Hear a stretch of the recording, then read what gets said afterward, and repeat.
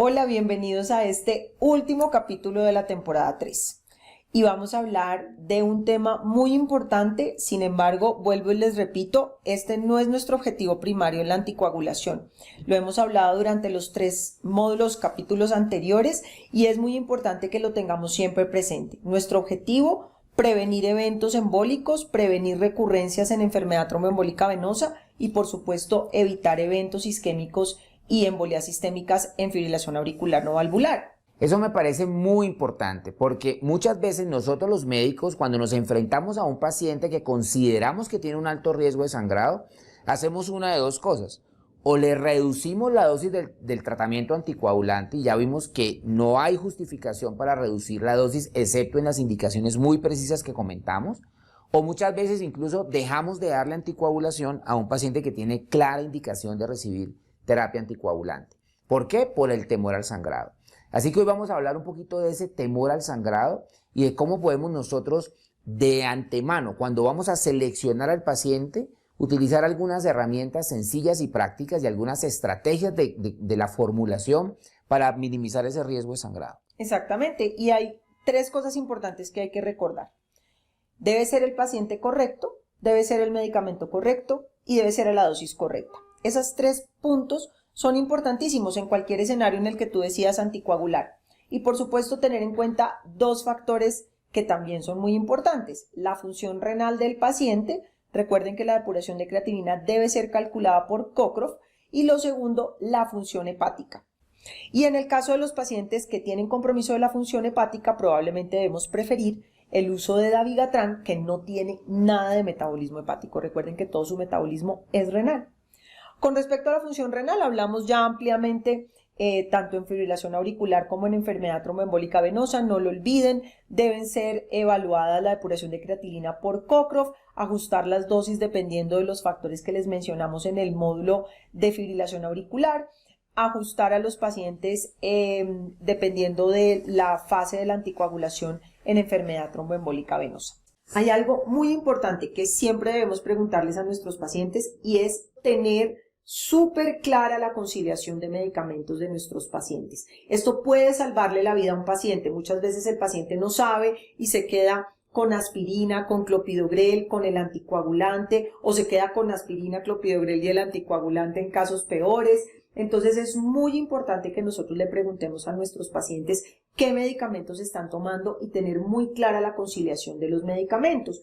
Pero adicionalmente también tenemos que tener presente qué medicamentos le adicionan a la fórmula de nuestros pacientes, especialmente antibióticos, antimicóticos, antirretrovirales o medicamentos antivirales que pueden prolongar muchísimo los niveles plasmáticos de los anticoagulantes orales directos por fuertes interacciones con la glicoproteína P.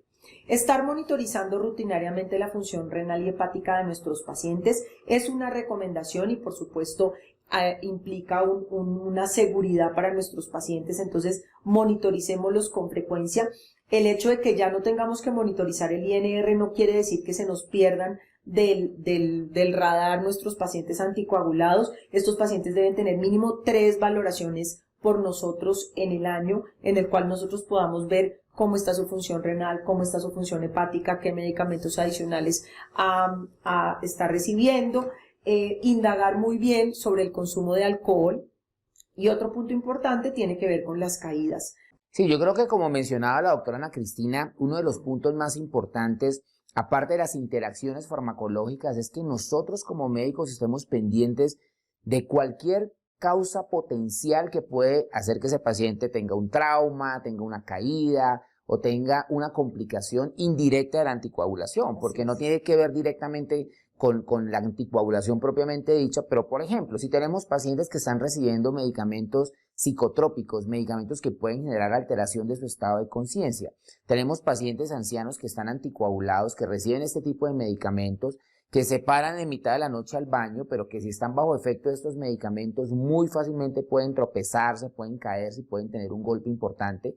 Y ese golpe entonces se vuelve un golpe mucho más significativo porque hay hematomas, porque hay sangrado debido a que el paciente está anticoagulado. A veces no pensamos en eso. A veces los problemas visuales, la corrección de problemas visuales, particularmente en pacientes de edad avanzada, la utilización de artículos que le permitan un desplazamiento más adecuado, evitar obstáculos en la zona de transición de nuestro paciente. Entre la cama y el baño no debería tener ninguna posibilidad de un objeto cortante o un objeto contundente con el cual el paciente, si se llega a enredar, se pudiera golpear y tener un trauma, una fractura importante. Y algo que mencionábamos también inicialmente es todos estos medicamentos antiinflamatorios, toda esta posibilidad de medicamentos que el paciente pues ni siquiera los reconoce, y cuando le preguntamos qué medicamentos toma, el paciente dice no, ninguno, pero pues porque para él la aspirina que se ha tomado durante tantos años pareciera que no fuera un medicamento más, y todos estos medicamentos que mencionabas también naturales, porque para él posiblemente en su radar no lo tenga identificado como los medicamentos dados en la farmacia o formulados por su médico.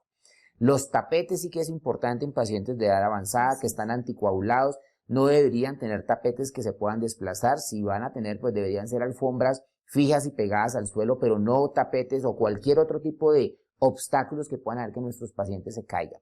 Y yo creo que finalmente, ya para redondear este tema, cuando atendemos pacientes anticoagulados en las citas de control en general, una de las primeras preguntas que deberíamos hacerle es, bueno, recuerden usted cómo se está tomando su medicamento anticoagulante.